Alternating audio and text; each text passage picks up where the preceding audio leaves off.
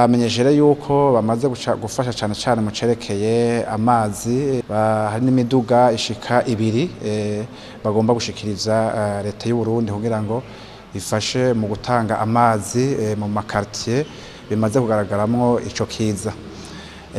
Banasavye rero yuko basaba umushikanganje wa mbere nk'umuntu hagarariye urwego nshingwabikorwa ko yo jimbere kugira ngo ashobore guhuza abantu batandukanye begwa n'ico gisata cyane gisata c'amazi.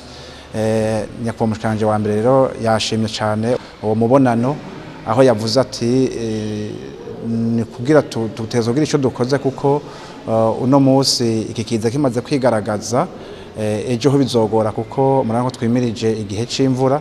Rero murazi ko ico kiza gikunda kudutera mu gihe hari imvura, none murazi ko twimirije ku mutasuro w'imvura.